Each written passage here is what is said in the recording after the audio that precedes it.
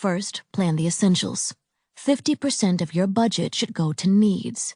This includes everything from your rent to the parking garage at work to your groceries and prescriptions. If it's an expense that rolls around every month and is necessary for daily survival, it goes into this bucket. Next, save a little. Any money you put in your savings account, whether it's short-term savings or contributions to a retirement account, goes into this bucket. If you're paying off debt of any kind, credit cards, student loans, medical bills, put those monthly payments in the savings bucket too. It should add up to about 20% of your take-home pay. And now for everything else. If it's not essential, it's not helping you save, and it's not helping you get out of debt, then it goes into the everything else bucket. Some things that might fit here: your gym membership, holiday gifts, concert tickets, magazine subscriptions. Having a hard time filling up that savings bucket? See what expenses from everything else you can reduce or cut out completely. Hack 3. Don't quit cold turkey, cut back. The idea of cutting out a budget category probably makes you nervous, but being mindful about your spending doesn't have to be an all-or-nothing game. Instead of forcing yourself to go entirely without, reduce spending on that category by just 10% each month. You won't see sudden, drastic change in your budget, but the shift will be a lot easier to stomach. Say you spent $148 at coffee shops last month. The idea of never buying coffee is enough to make you want to hide from your budget forever. But what if you challenged yourself to spend just 10% less on coffee this month? That's $14.80 less, for a total of $133.20. Then next month, see if you can bring that expense down by 10% again to $119.88. By introducing incremental shifts instead of huge, radical changes, you're more likely to stick with your new, moderately reduced habits. Hack 4. Never miss a payment.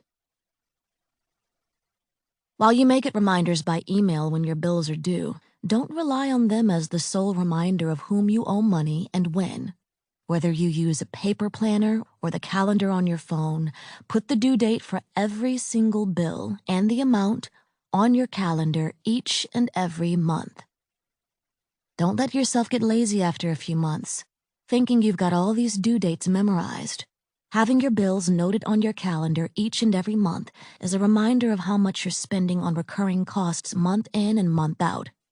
If there's an area that needs attention, it'll be on your mind the minute you open your calendar.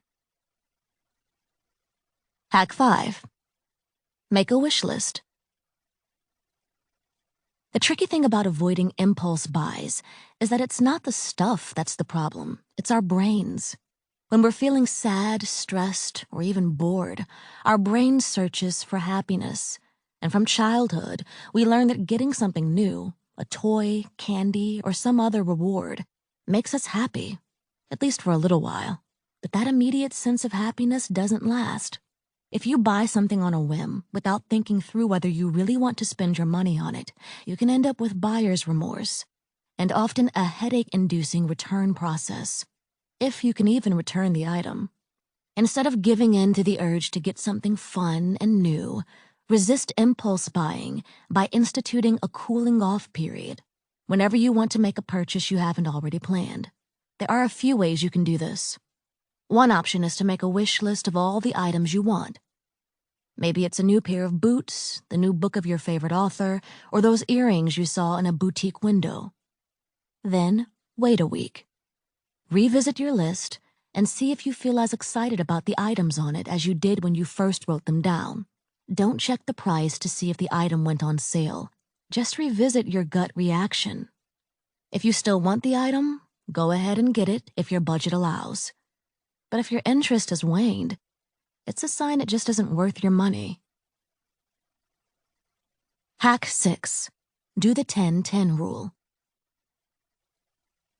Don't think you can last a week without that object from your wish list on your mind? Work up to it with the 10.